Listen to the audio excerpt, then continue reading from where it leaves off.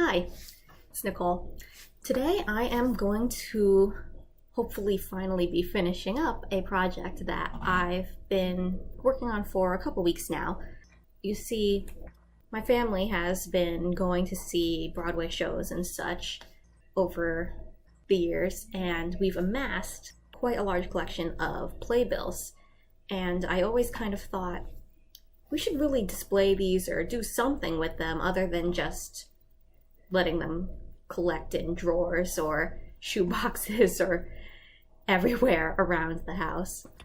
So I finally decided to take the initiative and actually make it happen. So it took a little while. First of all, we had to find all the playbills. They were all over. There were some in this drawer, there were some in that drawer. There were some that were hidden inside of nooks and crannies, inside of things down like stairs in the basement, along with some old magazines and like a newspaper clipping from when my cousin was 9 years old, and buried underneath stuff. For a while, an entire week or so, we were missing a large chunk of playbills from around my teenage years. We could not find those, and my mom turned them up in a shoebox underneath a bunch of blankets or something. It's like, we're still missing some now, actually. Like, there are some shows that we definitely saw that we can't find the playbills for. So they'll turn up eventually. We'll just add them to the collection. Then we had the planning. That was nuts too. We had a wall that we were thinking of putting it on, and I mapped it all out on the computer and tried to figure out what the placement was going to be like. And then we decided to change it. We decided to put it on these walls behind me here, because there's more space here for all the playbills because we have so many. And, what about the shows in the future? Obviously, we have to be able to add those. But that means we had paintings hanging up here. We had to figure out what to do with those, move everything around, move this painting to that wall, move that painting to the other wall, etc., etc. Plus, there was the question of what exactly to hang, because we have the shows that my parents have seen without my brother and I, and that our whole family has seen, but there's also shows that only my brother and I have seen, or shows that only I've seen with friends, things like that. And there is the question of, if someday when my brother and I leave and move out, we might want to take our playbills with us to decorate our new spaces. So for a while we were thinking of putting them all inside of these windows that my mom had for some reason. It's really heavy, but decided that was actually kind of a limited space. So eventually we settled on doing just some individual frames for each one. This is just a simple 8x10, the playbills in them, and that way in the future we can always easily rearrange them if we magically find some of those old playbills, like from when I was younger, and replace those, or obviously for future shows that we see, we can just add them on very easily. And when this was going to be on a smaller wall, I was going to be focusing mainly on only shows that my parents and my whole family had seen, and to keep mine in some other place and try to figure those out. But since we have this new wall space here, I mixed a bunch of the shows that only myself and my brother had seen in with all the shows that my parents had seen, or that we had all seen as a family. So there should be representative of each, and eventually maybe I'll take some of them and then we'll just shift them over. Anyway, finally got down to the actual implementing stage of the process. Spent most of yesterday mapping out area on this walls back here. I used some papers, you can see a little bit of them sitting over there. I had a whole bunch strung up all over the walls trying to figure out the placements and everything. But finally I managed to get it all placed. I put a bunch of little nails in the wall here and ready to hang a bunch of playbills. Let's get started. So I decided to put these in chronological order, pretty much from when we saw them, or in cases where different people saw them at different times, just the earlier one. First one we have here is Pippin. This playbill actually is from a production my mom saw so long ago. This was before she even met my dad. This is from February 1974. Pretty crazy, huh? The same thing actually with the next one we have. This is also from before my mom and my dad. It's Pacific Overtures, 1976. Remember, she was reminiscing about this as we were putting these playbills in all these frames. She kept saying, oh, he was so good, or she was so great, or oh, we saw Lea Salonga in that. It was pretty fun, actually. Just gotta put these up on the wall here.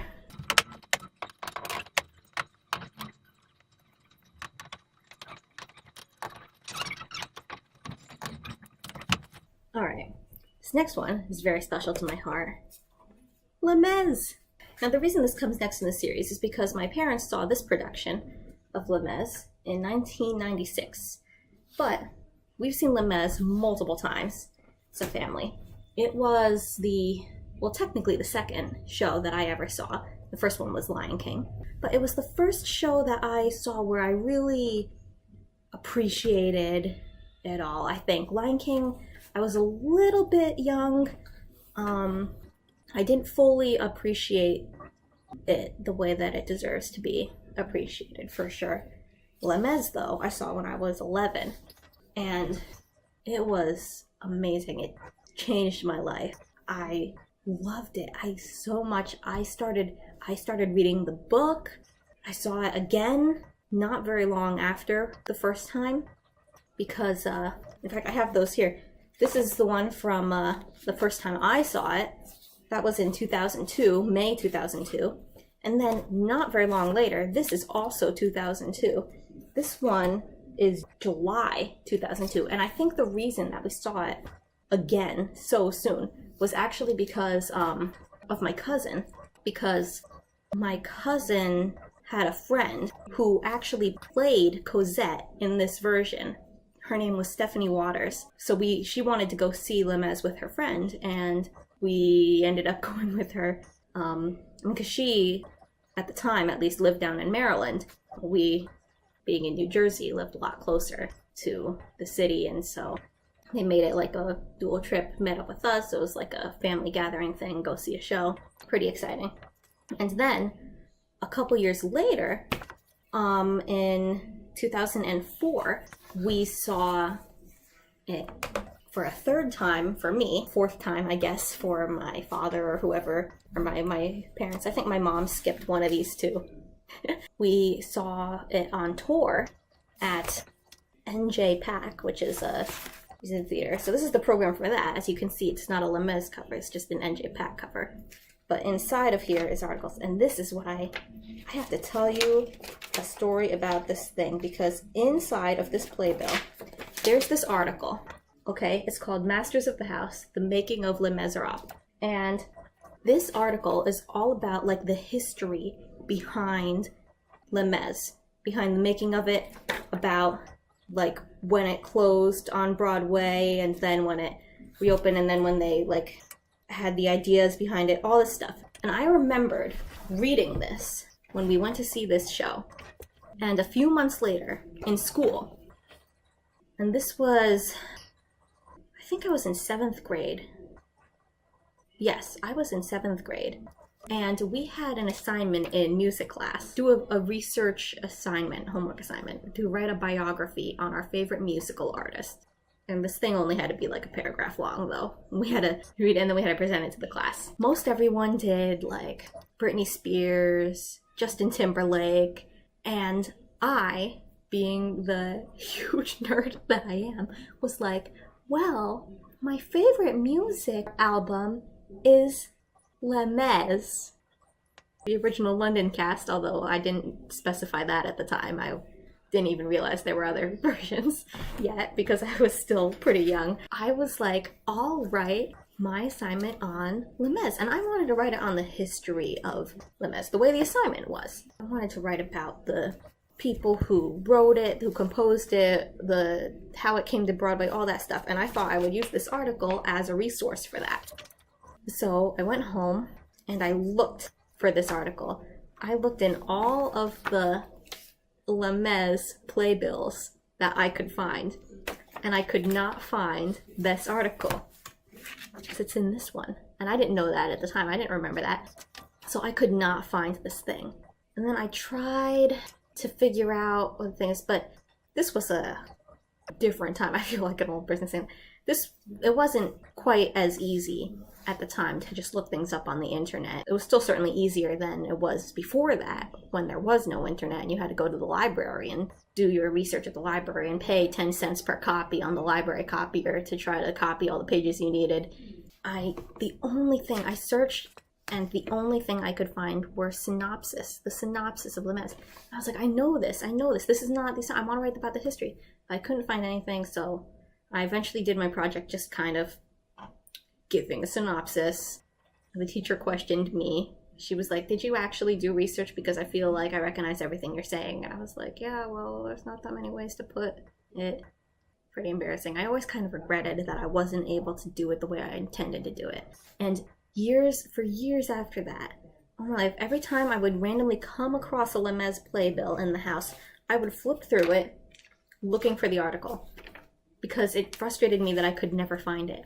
And finally, when we were doing this project, collecting all these things, I opened this thing up and saw this. I was like, God damn it. It's like, I'm not crazy. It's real. It existed.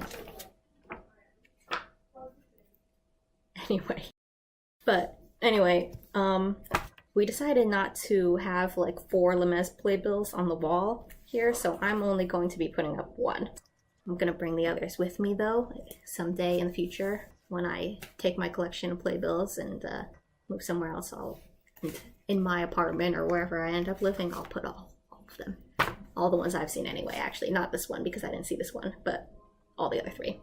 And you know, I have actually personally seen Les Mis more than that. I don't have this is an example of when I don't have a program, because I definitely saw one of the revival tours, not the most recent one, but before that, I saw with a friend, I think, who had never seen it. That one was one of the ones with the colored covers. It was very red and orange, I think. That was when I was a teenager. Anyway, put this one up. Alright, next up we have Titanic. This is another show that only my parents saw. I remember sometimes they would talk about it and I was like, is it a Titanic musical? I've never actually seen the Titanic movie. Everyone's so shocked about that because it's just one of those movies that everyone's seen and everyone just assumes that you've seen it. I've never seen it. I remember when it came out, all the other kids were talking about it. And I was like, I don't understand how you guys have seen this movie. It's rated PG-13 and we're not 13 years old. It's so dorky. You know, I'm pretty sure my parents did not actually have a restriction on that. It was like a self-imposed restriction that I had. Where I was like, they would probably have been okay with taking me to see it if I wanted to see it. But whatever. Also, because all the girls were always like, Leonardo DiCaprio is so cute. And I was like, who's that? And also, no, he's not. Once I saw a picture, I mean, it's like, what? I don't understand. I'm sure I'm just offending a bunch of people out there. I'm sorry. It's okay for you to think he's that. I'm just saying that I did not at the time. No puberty yet for me. Anyway, Titanic. I'm really bad at finding that hole in the back of the picture frames. You know, they have these holes back here that you can just stick the nail in here, but it's hard for me to like get it on the wall properly. Anyway, this one is a funny thing happened on the way to the forum. My dad loves this show. I think because he was in a production of it when he was in school. When my brother and I were young, he was always saying lines from this thing, and we did not know what it was until we saw our own high school production. Eventually, my high school put on A Funny Thing Happened on the Way to the Forum. This was, I think, after I had graduated high school, but my brother was still there. He's pure, this guy. We always used to see him, Jess Loprato, who is now on Broadway doing various things. I think right now it's in Hello, Dolly. Before that, it was in Cats and Newsies. But we went to high school with him. Name dropping, right? Sorry. It's because we always used to see him in all of the high school productions. You know, he was so good. And then we ended up continuing to see him when he went to Broadway. It was this weird thing. Anyway, but that's why we kept on going to see all the high school shows even after I was out of school. Oh, not that I was in them. I realized that could have been misleading. I did stage crew a lot for a lot of the shows early on because I loved Les Mis so much. So when I was going into high school, I heard they were gonna do Les Mis, and I was like, oh my god, I've never wanted to be on stage or anything, but I've got to be part of Les Mis. So I auditioned, and I did not get the thing, and that was fine with me really, but I just wanted to be involved somehow. I was like, can I just do something? I don't know what you do, because I didn't know anything. I was like, I can't be in the pit because I can't play music, but I was like, if I could just be in the background or something, and I couldn't do that. But they said you could work on stage crew. I was like, what's that? Yeah, I'll do it. So I did stage crew for Les Mis. It was so much fun. I fell in love with it. I kept doing it. As I got older though, they started like, instead of having the students making the sets, they started hiring somebody to do it and that kind of thing. And my involvement kind of went way down, We're the running crew, the, stage ninjas. I used to do that a lot more. And then by the time my senior year hit, they kind of had cut down on that a lot too. I don't know. Odd. But I was always involved in some way until I graduated, even if it was just ushering. Anyway, even after I graduated, my brother never was involved in the productions, but we kept going to see them because we wanted to see Jess and Heather. Oh, Heather Tappy, she was also a Broadway girl. My high school had a lot of like child stars or something there. It's very odd. I remember we also had like kids who were already playing with the New York Symphonic Orchestra, and like there was a girl in zero period choir class with myself and with Jess who was who's the voice of Backpack on Dora the Explorer. Yeah, of course. Now I say this, it sounds like my high school is some sort of crazy pretentious. It's just a public school. It's not any sort of fancy school, I swear. Anyway, funny thing happened on the way to the forum. When we were little, my dad was always like marching us around, getting us to clean or whatever we were supposed to do. It was like 1, 2, 1, 2. We not only fought, but we won too. Left, right, left, right. There's none of the enemy left, right. He's like, I didn't realize until years later that was from Funny Thing Happened. He was just always saying things from that show, and we didn't have any idea. He would try to get us to sing along. Next up, we have Ragtime. I don't know, I guess this must have been both my parents, because Funny Thing Happened on the way to the forum and Titanic were definitely both of my parents. And anyway, yeah, what am I saying? Les Mis, that's once I was alive, so obviously both of my parents. Ragtime, October 1999. And following that, Chicago, January 2000. These are all things that just my parents saw, obviously. Michael and I were still too young for them to bring us anywhere. We would not have appreciated it. And also, I highly doubt they would have brought us to Chicago. Anyway. Alright. Next up. Here we go. The Lion King. Like I said, this was the first one that I ever saw. And this was in February 2000. I was 9 years old. And something that I did not realize until we were doing this project. This in here, this is the insert. Used to be quite nice, right? Instead of these little pieces of paper that said, in this production, right? Would you believe it? That insert says on it, in this production, the role of Simba will be played by Chris Jackson. Yeah, I can't believe that was him. I remember seeing this show, and like I said earlier, I was a little young when I saw Lion King. I remember in Simba's first scene looking at him and just watching him the whole scene, and I was very confused because I was like, I knew the movie, right? And I was like, this boy is saying all the lines that Simba has as if he's playing Simba. But he's not a lion. He's just a boy. I know, I'm so sorry, Lion King. The costume department is amazing. Everything is amazing and gorgeous and beautiful. I'm sorry, I was 9. I did not understand. So I did not have the appreciation that I should have had for their everything. I was just so confused that he was acting like a boy. I was like, he should at least be walking on all fours. Lions don't stand on 2 legs. God. But yeah, Chris Jackson. I saw Chris Jackson when I was 9 years old in The Lion King as Simba. That's crazy. Okay, back to shows where my parents saw without us. The full Monty. Obviously, would not have taken Michael or I to that either. And Flower Drum Song, Lea Salonga. And someone else they mentioned, but I didn't remember what she said. I'm sorry to whoever was buying Flower Drum Song. One of the only roles that Asians used to be able to get. So, yeah, it's 2002, January and October. Alright, next up we've got another show that my dad is in love with. Man of La Mancha. Now, this one I put the ticket in here because we had saved the ticket. I did that with a bunch of the ones where we had saved the tickets. I'm not sure how it looks yet. We're thinking that we'll hang them all up and look at them, and then if we think that the tickets kind of ruin the aesthetic, we'll just take them out and we'll put them like inside the playbill so they're hidden from view, but so we still have them, you know. Alright. The boy from Oz, Hugh Jackman, on that cover. Look at that. You know, I had a conversation with one of my friends once where she said something like, all of us nerds who loved comic books and who loved the X-Men could not believe that was a real thing when we found out Hugh Jackman was actually a Twinkle Toes Broadway dancer. And I was like, yeah. And all the Broadway fans who knew Hugh Jackman only as a Twinkle Toes Broadway dancer could not believe when he was cast as Wolverine.